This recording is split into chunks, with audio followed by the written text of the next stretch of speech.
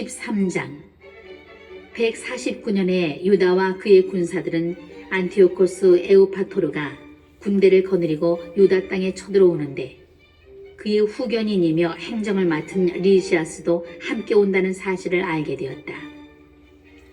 그들이 저마다 보병 11만 명, 기병 5,300명, 코끼리 22마리, 낫으로 무장한 병거 300대로 이루어진 그리스 군대를 거느리고 온다는 것이었다.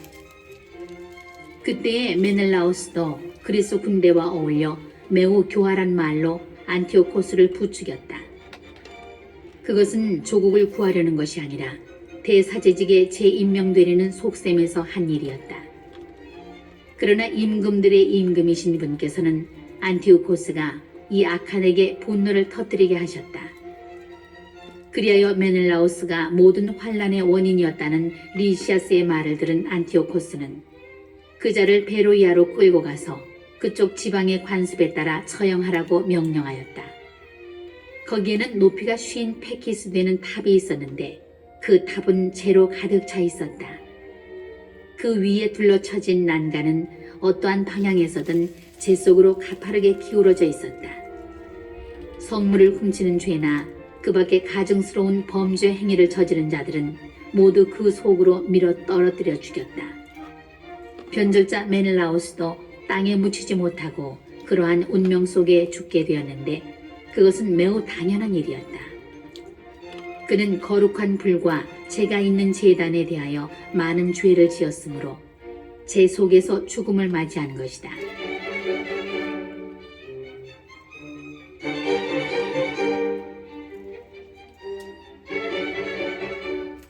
임금은 자기 아버지 때보다 더 악랄하게 유다인들을 다루겠다는 야만스러운 생각을 해오고 있었다. 이 보고를 받은 유다는 그 어느 때보다도 바로 지금 주님께서 도와주셔야 한다고 밤낮으로 주님께 탄원하라고 백성에게 명령하였다. 그들이 율법과 조국과 거룩한 성전을 곧 빼앗기게 되었던 것이다.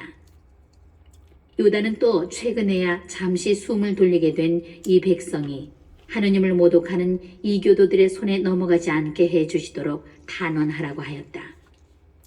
사람들은 다 함께 그렇게 하였다. 그들은 사흘 동안 눈물을 흘리고 단식하며 땅에 엎드려 자비하신 주님께 끊임없이 간청하였다. 유다는 그들을 격려하며 준비를 하라고 지시하였다. 원로들과 따로 의논한 뒤에 유다는 임금의 군대가 유다 땅에 쳐들어와서 도성을 점령하기 전에 자기들이 먼저 나가서 하느님의 도우심으로 결판을 내기로 결심하였다. 그리고 그 결과를 온 세상의 창조주께 맡기고 군사들에게 법과 성전과 도성과 조국과 생활 양식을 위하여 죽기까지 고결하게 싸우라고 격려한 다음 모대인 근처에 진을 쳤다. 그는 하느님의 승리라는 표어를 군사들에게 정해준 다음 가장 뛰어난 젊은이들로 이루어진 정병을 데리고 밤중에 임금의 처소를 습격하여 적진에서 2,000명가량을 죽이고 선봉 코끼리와 그 위에 타고 있는 병사도 찔러 죽였다.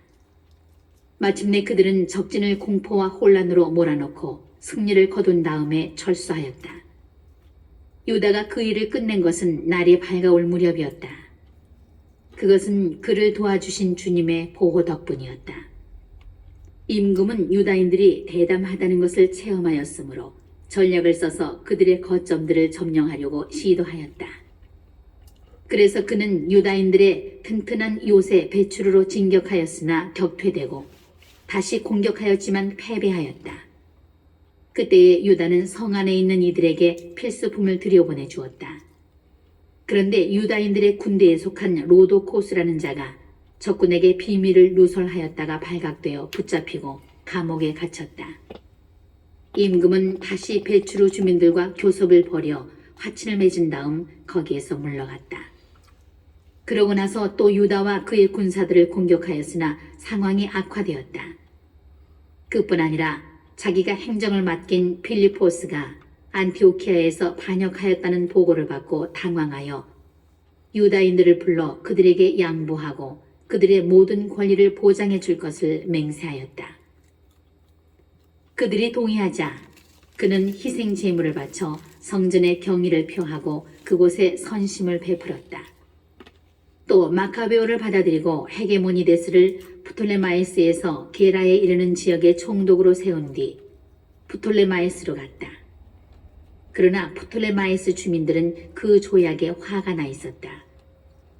사실 그들은 너무나 분개하여 그 협정을 폐기시키려고 하였다. 그래서 리시아스가 연단에 올라 최선을 다하여 설명한 끝에 그들을 설득하고 진정시켰다. 그는 이렇게 하여 그들의 호감을 사고 나서 안티오키아로 갔다. 임금의 출정과 철수는 이렇게 이루어졌다.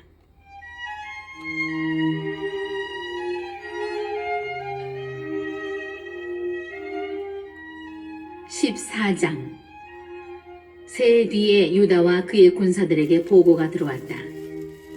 셀레우코스의 아들 데메트리오스가 강력한 군대와 함대를 이끌고 트리폴리스 항구로 들어와 안티오코스와 그의 후견인 리시아스를 살해하고 그 나라를 차지하였다는 것이다. 그때에 알키모스라는 자가 있었는데 전에 대사제로 있으면서 항쟁이 일어났을 적에 스스로 자신을 부정하게 만든 자다. 그는 어떠한 일을 하여도 구제되거나 다시 거룩한 제단에 접근할 수 없음을 깨닫고 151년경에 데메트리오스 임금에게 가서 금관과 야자나무 가지 또 거기에다 관례적으로 성전에 봉헌하는 올리브나무 가지를 바쳤다. 그리고 그날은 아무 말도 하지 않았다. 그러나 데메트리오스가 그를 의회에 초청하여 유다인들의 태도와 생각이 어떠한지 묻자 알키모스는 자기의 어리석기 짝이 없는 계획을 추진할 이 좋은 기회를 놓치지 않고 대답하였다. 유다인들 가운데에서 마카베오가 이끄는 하시드인이라는 자들이 전쟁을 일삼고 폭동을 일으켜 왕국이 안정을 누리지 못하게 하고 있습니다. 그래서 저도 선조들의 영예, 다시 말하자면 대사제직을 빼앗기고 지금 이곳에 온 것입니다. 그 이유는 첫째로 임금님의 이익을 진심으로 생각하기 때문이고 둘째로 제 동포들에 관해서도 염려하기 때문입니다. 저희의 온 민족은 앞에서 말씀드린 자들의 어리석음으로 적지 않은 불행을 겪고 있습니다. 임금님께서 이러한 사정을 자세히 아셨으니 모든 이에게 보여주신 그 인자한 관용으로 저희 지방과 곤경에 빠진 저희 백성을 생각해 주십시오. 유다가 살아있는 한 이 나라는 평화를 누릴 수 없습니다.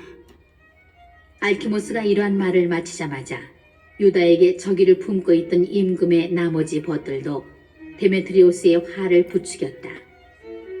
데메트리오스는 곧바로 코끼리 부대의 장수 니카노르를 유다 지방 총독으로 임명하여 파견하면서 유다를 살해하고 그의 부하들을 해산시킨 다음 알키모스를 그 대성전의 대사제로 세우라는 명령을 내렸다. 유다를 피하여 달아났던 유다 지방의 이교도들은 유다인들의 불행과 재난이 곧 자기들의 번영이라고 생각하며 때를 지어 니카노르와 합세하였다.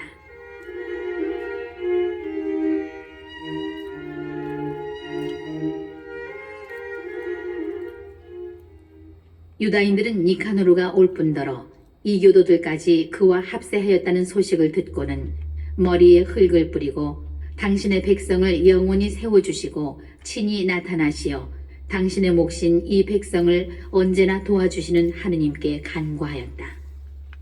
그러고 나서 지도자가 명령을 내리자 그들은 바로 그곳을 떠나 대사우라는 마을에서 적군과 마주쳤다. 유다의 형 시몬은 니카노르와 맞서 싸우게 되었는데 적군이 갑자기 들이닥치는 바람에 천천히 물러설 수밖에 없었다.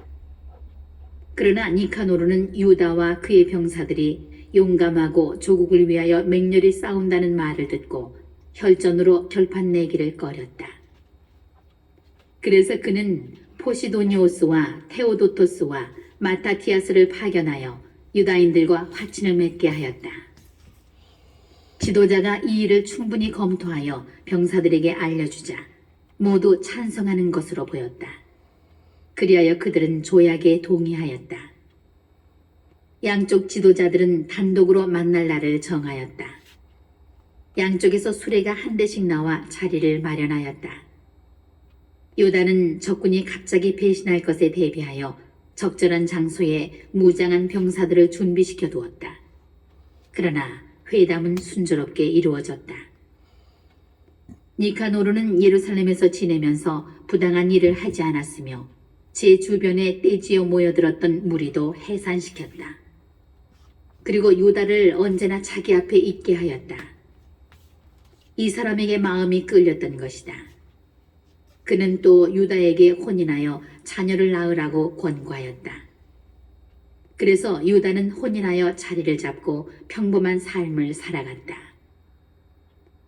니카노르와 유다가 서로에게 호의를 가지고 있다는 사실을 안 알키모스는 그들이 맺은 조약서를 들고 데메트리오스 임금에게 가서 니카노르가 나라의 반역자인 유다를 후계자로 삼았으니 국책에 반대되는 일을 꾸민 것이라고 말하였다. 임금은 화가 났다. 이 간악한 자의 중상모략에 넘어가 흥분한 그는 니카노르에게 편지를 보내어 그 조약이 마음에 들지 않는다고 하면서 마카베오를 결박하여 안티오키아로 즉시 보내라고 명령하였다. 이 명령이 니카노르에게 전해지자 그는 아무 잘못도 저지르지 않은 사람과 맺은 협약을 무효로 하게 된 데에 당황하고 슬퍼하였다. 그러나 임금을 거역할 수도 없었기 때문에 그는 어떤 계략을 써서 그 명령을 이행할 기회를 엿보았다. 그런데 마카베오는 니카노르가 자기를 전보다 냉정하게 대하고 일상의 만남에서도 전보다 거칠게 행동하는 것을 보고서 그렇게 냉정한 태도에는 별로 좋지 않은 까닭이 있으리라고 생각하였다. 그래서 그는 적지 않은 수의 군사들을 모아서 니카노르를 피하여 숨어버렸다. 마카베오가 자기를 감쪽같이 속였다는 사실을 깨달은 니카노르는 거룩한 대성전에 가서 일상의 제물을 바치고 있는 사제들에게 유다를 넘기라고 명령하였다. 그러나 사제들은 맹세를 하며 니카노르가 찾고 있는 사람이 어디에 있는지 모른다고 하였다. 그러자 니카노르는 성전을 향하여 오른손을 쳐들고 이렇게 맹세하였다. 너희가 유다를 결박하여 넘기지 않으면 나는 이 하느님의 성역을 땅바닥까지 무너뜨리고 제단을 허문 다음 여기에 디오니소스를 위하여 찬란한 신전을 짓겠다. 이러한 말을 하고 그는 떠났다. 그러자 사제들은 하늘을 향하여 두 손을 쳐들고 우리 민족의 함구하신 보호자께 탄원하였다. 주님, 당신께서는 아무것도 필요 없는 분이신데도 당신께서 머무르실 성전이 저희 가운데 있는 것을 좋아하셨습니다. 그러니 이제 거룩하신 분, 모든 거룩함의 근원이신 주님, 정화된 지 얼마 되지 않은 이 집이 영원히 더럽혀지지 않도록 지켜주십시오. 예루살렘의 원로들 가운데 라지스라는 사람이 있었는데 니카노르에게 고발되었다. 그는 동족을 사랑하는 사람으로서 평판이 아주 좋고 인정이 많아 유다인들의 아버지라고 불렸다. 전에 항쟁이 일어났을 때 그는 유다교를 고수한다는 고발을 당하였다.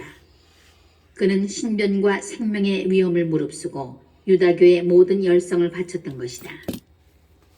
니카노르는 유다인들에 대한 적개심을 분명히 보여주려고 500명이 넘는 군사를 보내어 그를 체포하게 하였다. 그를 체포하면 유다인들이 타격을 받으리라고 생각하였던 것이다. 탑을 막 점령하려고 할 즈음 병사들은 안뜰 문을 밀치면서 불을 가져다가 그 집 문들을 태워버리라고 소리쳤다. 이렇게 사방으로 포위당하자 라지스는 자기 칼 위로 엎어졌다. 악한들의 손에 넘어가 자기의 고귀한 혈통에 합당하지 않은 치욕을 당하느니 차라리 고귀하게 죽으려는 것이었다. 그러나 라지스는 전투의 열기 때문에 급소를 맞추지 못하였다. 그때에 여러 문에서 군사들이 밀려들자 그는 용감히 벽으로 뛰어올라가 군사들 위로 대담하게 몸을 던졌다. 그들이 재빨리 물러서는 바람에 공간이 생겨 라지스는 그 빈자리 한복판에 떨어졌다. 그런데도 죽지 않고 분노로 불타서 몸을 일으켰다. 피가 솟아나고 상처가 심한데도 군사들을 해치고 달려가 가파른 바위 위에 올라섰다. 그리고 피가 다 쏟아지자 자기 창자를 뽑아내어 양손에 움켜쥐고 군사들에게 내던지며 생명과 목숨의 주인이신 분께 그것을 돌려주십사고 탄원하였다. 그는 이렇게 죽어갔다.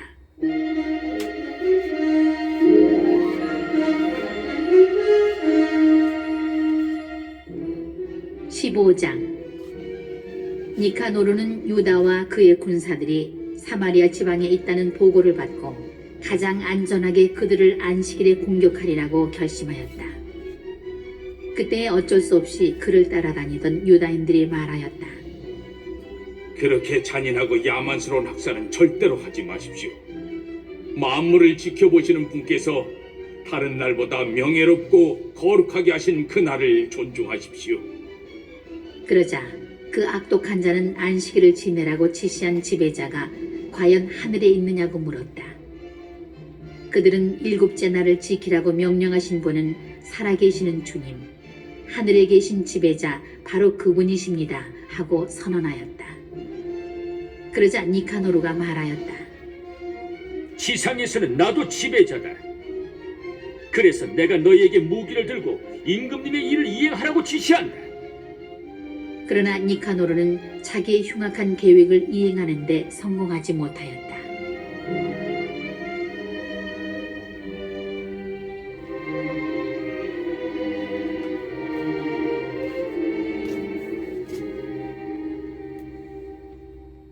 극도의 교만으로 거들먹거리는 니카노르는 유다와 그의 군사들에 대한 공공 승전비를 세우겠다고 결정하였다. 그러나 마카베오는 주님께 도움을 받으리라는 큰 희망과 항구한 신뢰를 가지고 있었다. 그래서 자기 군사들에게 전에 하늘에서 내린 도우심을 명심하여 이 민족들의 공격을 겁내지 말고 이번에도 전능하신 분께서 그들에게 승리를 주실 것으로 기대하라고 격려하였다. 그는 율법서와 예언서의 말씀으로 그들의 용기를 북돋우고 또 지금까지 이겨온 전투들을 상기시켜 그들의 사기를 드높였다. 이렇게 유다는 사기를 북돋아주고 나서 지시를 내림과 동시에 이교도들의 배신과 서약 위반을 지적하였다. 이렇게 그는 군사 하나하나를 방패와 창보다는 훌륭한 격려의 말로 무장시켰다. 그리고 아주 믿을 만한 꿈을 이야기해 주어 그들을 모두 기쁘게 하였다. 그가 본 영상은 이러하였다. 대사제였던 오니아스가 나타나 두 손을 쳐들고 유다인들의 온 공동체를 위하여 기도하고 있었다. 그는 고귀하고 선량한 사람으로서 행동이 점잖고 태도가 온유하며 언변이 뛰어날 뿐 아니라 어릴 때부터 모든 덕을 열심히 실천해온 사람이었다. 이어서 위험에 찬 백발노인이 같은 방식으로 나타났는데 놀랍고 아주 장엄한 품위가 그를 감싸고 있었다. 그때 오니아스가 이렇게 말하였다. 동족을 사랑하시는 이분은 하느님의 예언자 예레미야로서 백성과 거룩한 도성을 위하여 열심히 기도해 주시는 분이시다. 예레미야는 오른손을 내밀어 유다에게 금칼을 주었다. 그러고 나서 이렇게 말하였다. 하느님의 선물인 이 거룩한 칼을 받아라. 그리고 이 칼로 적들을 물리쳐라. 유다의 말은 매우 고귀하고 강렬하여 젊은이들의 용기를 불러일으키고 마음을 용감하게 만들어 주었다. 그 말에 힘이 솟은 그들은 전열을 갖추어 싸우는 대신에 용감히 돌진하여 아주 용맹한 백병전으로 결판을 내리라고 작정하였다. 도성과 거룩한 기물들과 성전이 위험에 빠졌기 때문이다.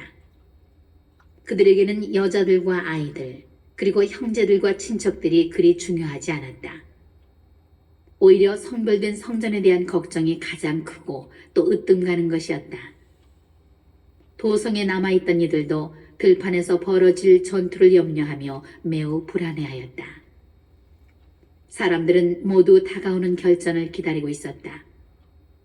적군이 이미 가까이 다가와 병사들은 전열을 갖추고 코끼리들은 유리한 지점에 또 기병들은 양쪽으로 배치되었다. 눈앞에 대군과 갖가지 무장과 사나운 코끼리들을 본 마카베오는 하늘을 향하여 두 손을 쳐들고 기적을 일으키시는 주님께 탄원하였다. 승리는 그분의 결정에 따라 합당한 이들에게 주어지는 것이지 무기로 얻는 것이 아님을 그는 알고 있었던 것이다. 그는 이렇게 탄원하였다. 주님, 당신께서는 유다 임금 히즈키야 때 당신의 천사를 보내시어 사데립의 군대에서 18만 5천 명가량을 죽이셨습니다. 하늘의 지배자님, 이제 다시 선한 천사를 보내시어 저희 앞에 서서 공포와 전율을 일으키게 해주십시오. 당신을 모독하며 당신의 거룩한 백성에게 다가오는 자들을 당신의 위대하신 팔로 무찔러 주십시오. 이러한 말로 그는 기도를 마쳤다. 니카노르와 그의 군사들은 나팔을 불고 전투가를 부르며 진격해왔다. 그러나 유다와 그의 군사들은 하느님께 탄원하고 기도하면서 적군에게 맞서 싸웠다. 손으로는 싸우고 마음으로는 하느님께 기도하며 그들은 3만 5천 명이 넘는 적군을 쓰러뜨렸다. 그리고 하느님께서 이렇게 당신 모습을 드러내 주신 것을 크게 기뻐하였다.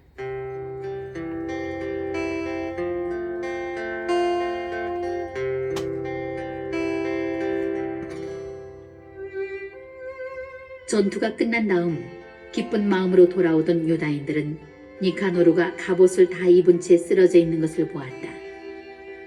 그래서 그들은 환성을 지르고 기뻐 뛰며 조상들의 언어로 지배자이신 주님을 찬양하였다. 몸과 마음을 다하여 결의 수호에 앞장서고 젊은 시절부터 동족에게 애정을 지녀온 유다는 니카노르의 머리와 한쪽 팔을 어깨까지 잘라 예루살렘으로 가져가라고 명령하였다. 이곳에 도착한 그는 동족을 불러 모으고 사제들을 제단 앞에 세운 다음 사람들을 보내어 성체에 있는 자들을 불러오게 하였다.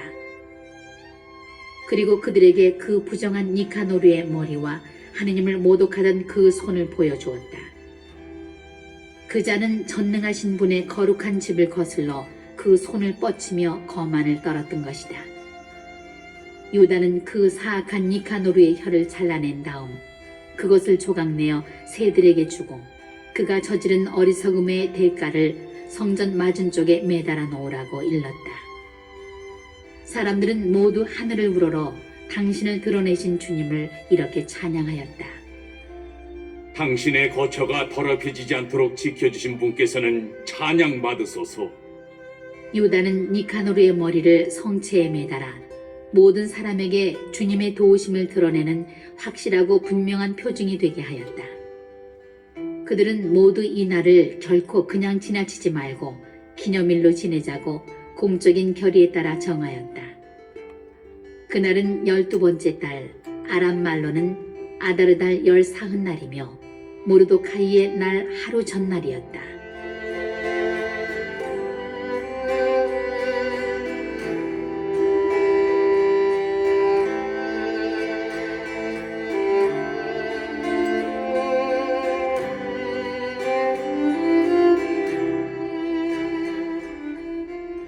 니카노르에 관한 이야기는 이렇게 끝난다. 그리고 그때부터 히브리인들이 이 도성을 장악하게 되었다. 나도 여기에서 이야기를 마치려고 한다. 이 글이 좋고 훌륭하게 되었으면 내가 바라던 것이고 보잘것없이 변변치 않게 되었더라도 나로서는 최선을 다한 것이다. 포도주만 마시는 것이 해롭듯이 물만 마시는 것도 해롭다. 그러나 물을 섞은 포도주는 달콤한 기쁨을 자아낸다. 이와 마찬가지로 잘 짜여진 이야기는 그 글을 읽는 이들의 귀를 즐겁게 한다. 여기가 끝이다.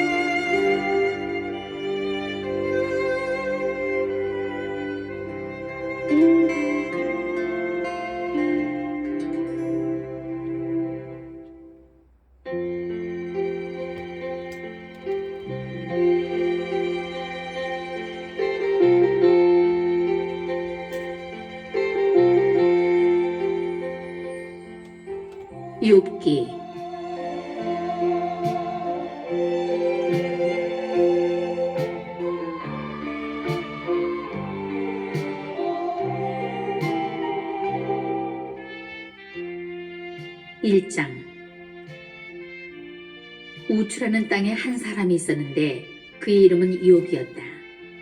그 사람은 흠없고 올곧으며 하느님을 경외하고 악을 멀리하는 이였다.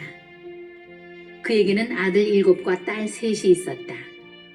그의 재산은 양이 7,000마리, 낙타가 3,000마리, 겨릿소가 500마리, 암나귀가 500마리나 되었고 종들도 매우 많았다.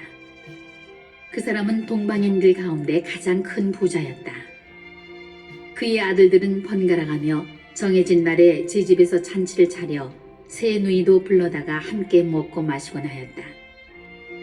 이런 잔칫날들이 한 차례 돌고 나면 욥은 그들을 불러다가 정결하게 하였다. 그리고 아침 일찍 일어나 그들 하나하나를 위하여 번제물을 바쳤다. 욥은 혹시나 내 아들들이 죄를 짓고 마음속으로 하느님을 저주하였는지도 모르지 하고 생각하였기 때문이다. 욥은 늘 이렇게 하였다.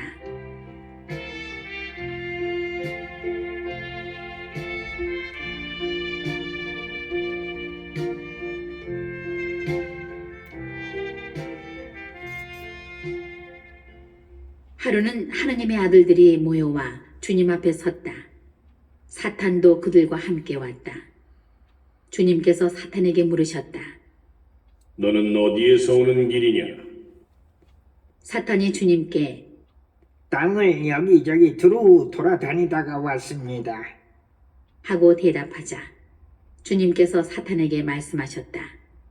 너는 나의 종 욥을 눈여겨보았느냐? 그와 같이 흠없고 올곧으며 하느님을 경외하고 악을 멀리하는 사람은 땅 위에 다시 없다. 이에 사탄이 주님께 대답하였다. 욥이 까닭없이 하느님을 경외하겠습니까? 당신께서 몸소 그와 그의 집과 그의 모든 소유를 사방으로 울타리 쳐주지 않으셨습니까? 그의 손이 하는 일에 복을 내리셔서 그의 재산이 땅 위에 넘쳐나지 않습니까? 그렇지만 당신께서 손을 펴시어 그의 모든 소유를 쳐보십시오. 그는 틀림없이 당신을 눈앞에서 저주할 것입니다. 그러자 주님께서 사탄에게 이르셨다. 좋다. 그의 모든 소유를 네 손에 넘기리라. 다만 그에게는 손을 대지 말아라. 이에 사탄은 주님 앞에서 물러갔다.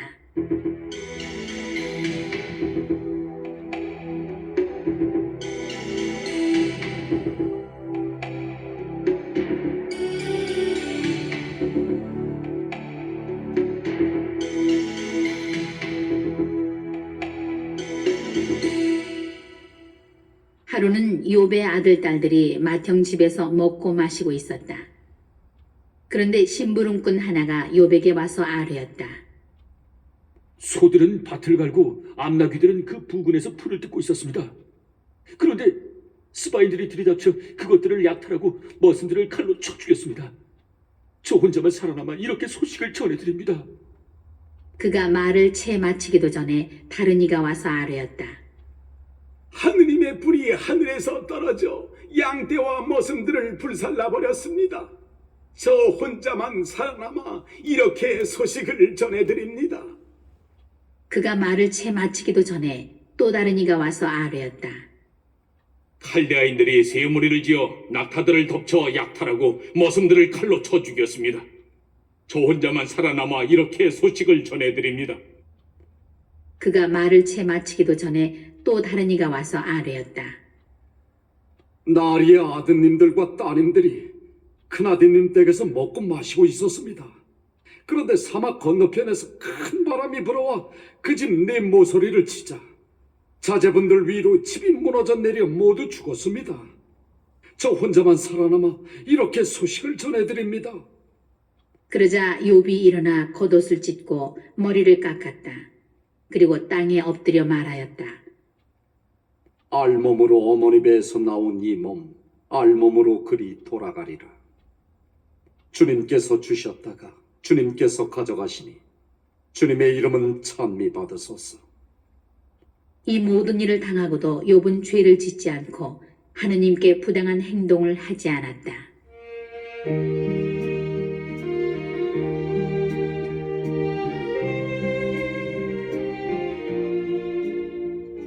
2장 하루는 하느님의 아들들이 모여와 주님 앞에 섰다. 사탄도 그들과 함께 와서 주님 앞에 섰다. 주님께서 사탄에게 물으셨다. 너는 어디에서 오는 길이냐? 사탄이 주님께 땅을 여기저기 두루 돌아다니다가 왔습니다 하고 대답하자 주님께서 사탄에게 말씀하셨다. 너는 나의 종 욥을 눈여겨보았느냐? 그와 같이 흠없고 올곧으며 하느님을 경외하고 악을 멀리하는 사람은 땅 위에 다시 없다. 그는 아직도 자기의 흠없는 마음을 굳게 지키고 있다. 너는 까닭 없이 그를 파멸시키도록 나를 부추긴 것이다. 이에 사탄이 주님께 대답하였다. 가죽은 가죽으로 사람이란 제 목숨을 위하여 자기의 모든 소유를 내놓기 마련입니다. 그렇지만 당신께서 손을 펴시어 그의 뼈와 그의 살을 쳐보십시오. 그는 틀림없이 당신을 눈앞에서 저주할 것입니다. 그러자 주님께서 사탄에게 이르셨다. 좋다. 그를 네 손에 넘긴다. 다만 그의 목숨만은 남겨두어라. 이에 사탄은 주님 앞에서 물러나와 욥을 발바닥에서 머리 꼭대기까지 고약한 부스럼으로 쳤다. 욥은 질그릇 조각으로 제 몸을 긁으며 잿더미 속에 앉아 있었다. 그의 아내가 그에게 말하였다. 당신은 아직도 당신의 그 흠없는 마음을 굳게 지키려 하나요? 하느님을 저주하고 죽어버려요. 그러자 욥이 그 여자에게 말하였다. 당신은 미련한 여자들처럼 말하는구려. 우리가 하느님에게서 좋은 것을 받는다면 나쁜 것도 받아들여야 하지 않겠소? 이 모든 일을 당하고도 욥은 제 입술로 죄를 짓지 않았다.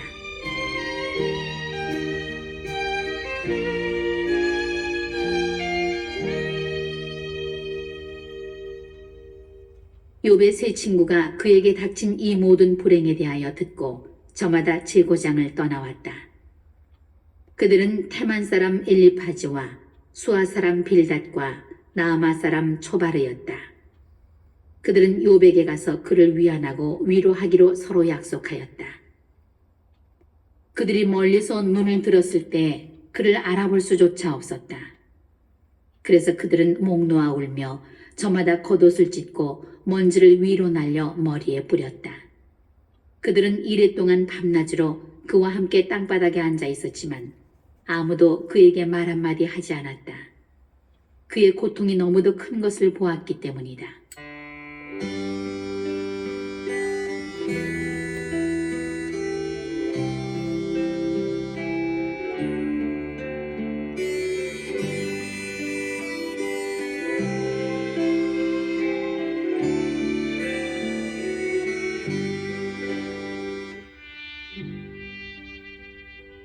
(3장) 마침내 욥이 입을 열어 제 생일을 저주하였다.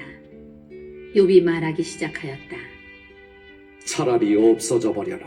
내가 태어난 날 산에 아이를 배웠네 하고 말하던 밤, 그날은 차라리 암흑이 되어버려 위에서 하느님께서 찾지 않으시고 빛이 밝혀주지도 말았으며, 어둠과 암흑이 그날을 차지하여 구름이 그 위로 내려앉고 일식이 그날을 소스라치게 하였으며, 그 밤은 흑암이 잡아채어 한해 어느 날에도 끼이지 말고 달수에도 들지 말았으며, 정녕 그 밤은 불임의 밤이 되어 환호소리 찾아들지 말았으며, 날에다 술법을 부리는 자들, 레비아탄을 깨우는 데 능숙한 자들은 그 밤을 저주하여라. 그 밤은 새벽 별들도 어둠으로 남아 빛을 기다려도 부질없고 여명의 햇살을 보지도 말았으며, 그 밤이 내 모태의 문을 닫지 않아 내 눈에서 고통을 감추지 못하였구나.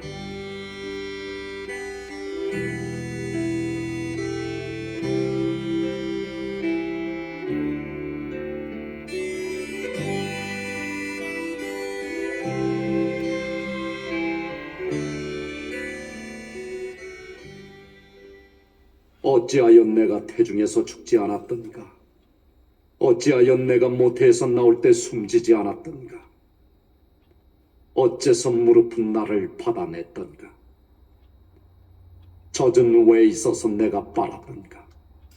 나 지금 누워 쉬고 있을 터인데, 잠들어 안식을 누리고 있을 터인데, 임금들과 나라의 고관들, 폐허를 제 집으로 지은 자들과 함께 있을 터인데, 또 금을 소유한 제후들, 제 집을 은으로 가득 채운 자들과 함께 있을 터인데, 파묻힌 요사나처럼 빛을 보지 못한 나귀들처럼 나 지금 있지 않을 터인데,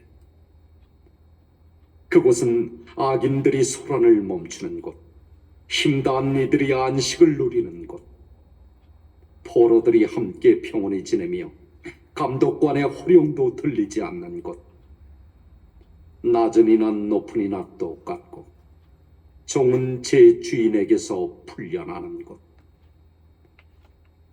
어찌하여 그분께서는 고생하는 이에게 빛을 주시고 영원히 쓰라린 이에게 생명을 주시는가? 그들은 죽음을 기다리건만 숨겨진 보물보다 더 찾아 헤매건만 오지 않는구나. 그들이 무덤을 얻으면 환호하고 기뻐하며 즐거워하련만 어찌하여 앞길이 보이지 않는 사내에게 하느님께서 사방을 내어싸 버리시고는 생명을 주시는가? 이제 탄식이 내 음식이 되고 신음이 물처럼 쏟아지는구나. 두려워 떨던 것이 나에게 닥치고 무서워하던 것이 나에게 들이쳐 나는 편치 않고 쉬지도 못하며 안식을 누리지도 못하고 혼란하기만 하구나. 4장. 테만 사람 엘리파즈가 말을 받았다. 한마디 하면 자네는 언짢아 하겠지. 그러나 누가 말하지 않을 수 있겠나? 여보게, 자네는 많은 일을 타이르고 맥 풀린 손들에 힘을 불어넣어 주었으며 자네의 말은 비틀거리는 일을 일으켜 세웠고 또 자네는 꺾인 무릎에 힘을 돋우어 주기도 하였지. 그런데 불행이 들이닥치자 자네가 기운을 잃고 불운과 맞부닥치자 칠겁을 하는군. 하느님을 경외하는 것이야말로 자네가 믿는 바 아닌가? 흠없는 삶이야말로 자네가 바라는 바 아닌가? 생각해보게나. 죄 없는 이 누가 멸망하였는가? 올곧은 이들이 근절된 적이 어디 있는가? 내가 본 바로는 밭을 갈아 불의를 심은 자와 재앙을 뿌린 자는 그것을 거두기 마련이라네. 그들은 하느님의 입김으로 쓰러지고 그분 분노의 바람으로 끝장난다네. 사자의 포효, 새끼 사자의 울부짖음도 그치고 힘센 사자의 이빨도 부러진다네. 수사자는 사냥거리 없어 쓰러져 가고 암사자의 새끼들은 흩어져 버린다네.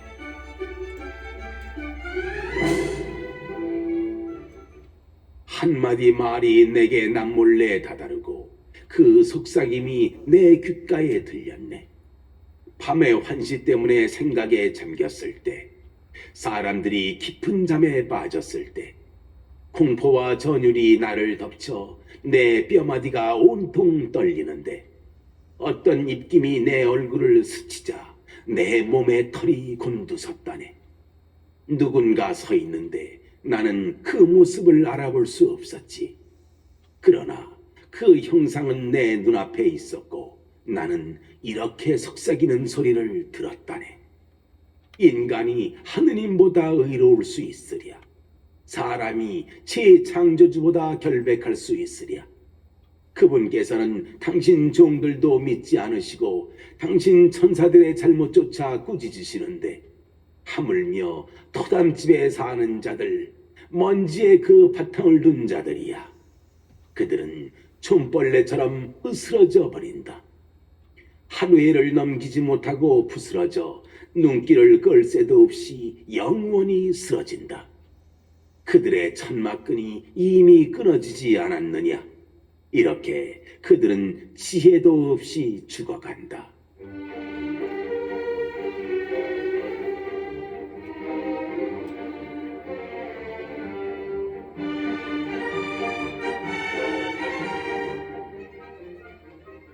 오장 자, 불러보게나. 자네에게 대답하리 누가 있는지.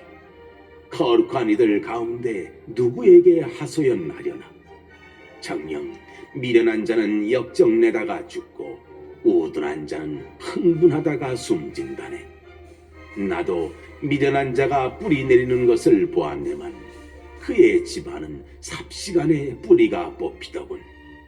그의 자식들은 구원에서 멀리 떨어진 채 성문에서 짓밟혀도 도와줄이 없었다네. 그가 거둔 것은 배고픈 자가 먹어치우고 심지어 가시나무 울타리 친 것조차 빼앗기며 그들의 재산은 덫이 채워가 버렸다네. 환난이 흙에서 나올 리 없고 재앙이 땅에서 솟을 리 없다네. 무릇 사람이란 재앙을 위해 태어나니 불꽃이 위로 치솟는 것과 같다네.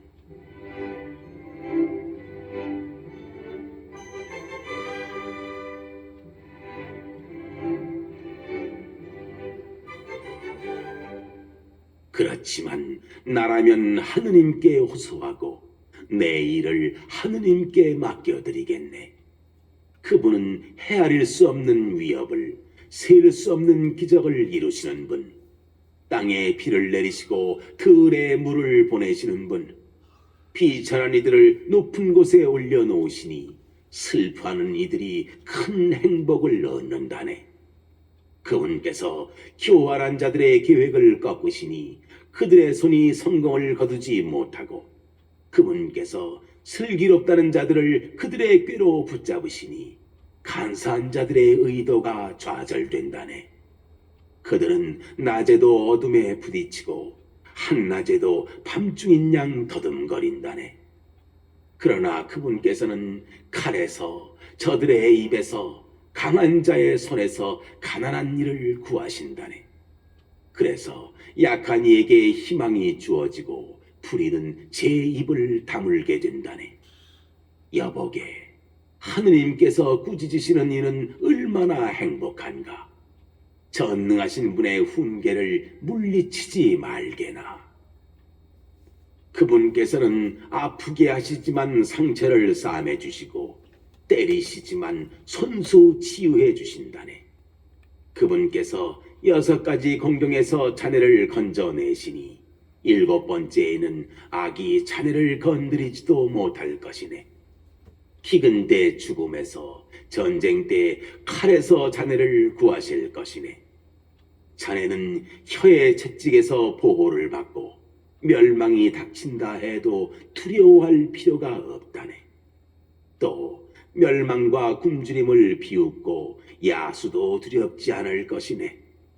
자네는 들판의 돌멩이들과 계약을 맺고 들짐승은 자네와 화평을 이룰 것이네. 그러면 자네 천막이 평화로움을 알게 되고 자네 목장을 살펴보아도 탈이 없을 것이네. 또한 알게 될 것이네. 자네 자녀들이 많음을, 자네 후손들이 땅의 풀과 같음을. 그런 다음 자네는 제철이 되어 곡식단이 쌓이듯 수명을 다하고 무덤에 들어갈 것이네. 여보게, 이것이 우리가 밝혀낸 것으로 사실이 그러하니 자네도 귀담아 듣고 알아두게나.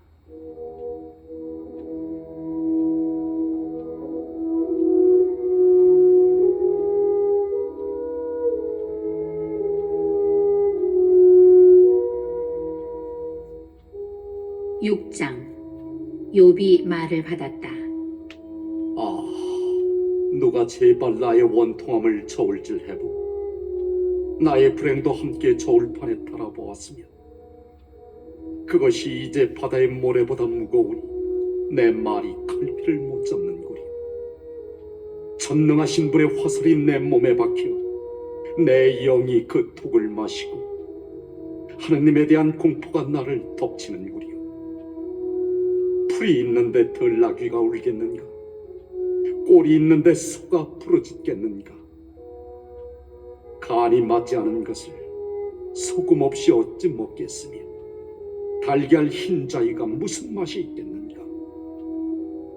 내 목구멍은 그것들이 닿는 것조차 마다하니 나에게 부역질 나는 음식이라네. 아, 내 소원이 이루어지고 하느님께서 내 소망을 채워주신다면, 하느님께서 결심하시어 나를 으스러뜨리시고 당신 손을 내뻗으시어 나를 자르신다면, 나는 거룩하신 분의 말씀을 어기지 않았으니 이것이 내게 위로가 되어 모진 고통 속에서도 기뻐 뛰련마는, 내게 무슨 힘이 있어 더 견디어내고 내가 얼마나 산다고 더 참으란 말인가? 내 힘이 바위의 힘이고 내 살이 노쇠란 말인가?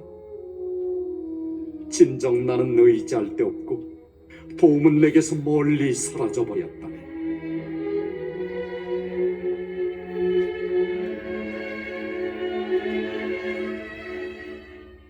절망에 빠진 이는 친구에게서 동정을 받을 권리가 있다네.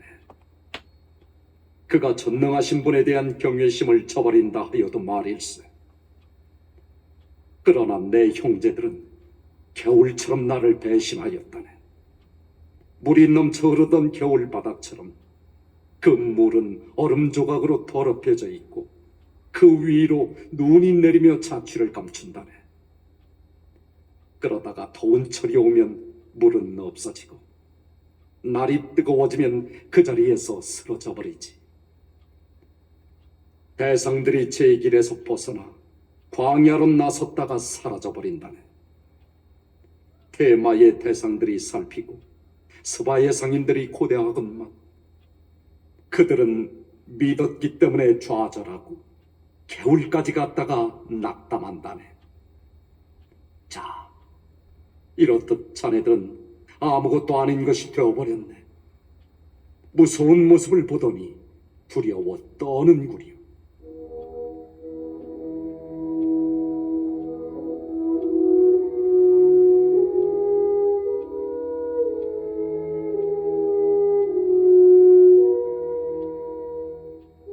내가 이렇게 말하기라도 했단 말인가? 내게 좀 주게나. 나를 위해 자네들 재산에서 좀 갚아주거나. 원수의 손에서 나를 구해주고 난폭한 자들의 손에서 나를 빼내주게 하고 말일세. 나를 가르쳐보게나. 내가 입을 다물겠네. 내가 무엇을 잘못하였는지 깨우쳐보게나. 바른 말이 어떻게 속을 상하게 할 수 있나? 자네들은 무엇을 탓하고 있나? 자네들은 남의 말을 탓할 생각만 하는가? 절망에 빠진 이의 이야기는 바람에 날려도 좋단 말인가? 자네들은 심지어 고아를 놓고서 제비를 뽑고 친구를 놓고서 흥정하는구리요. 자, 이제 제발 나를 좀 돌아보게나. 자네들 얼굴에 대고 거짓말은 결코 하지 않겠네. 생각을 돌리게나. 불의가 있어서는 안 되지.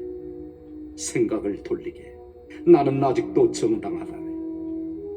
내 입술에 불의가 묻어 있다는 말인가? 내 입속이 파멸을 깨닫지 못한다는 말인가?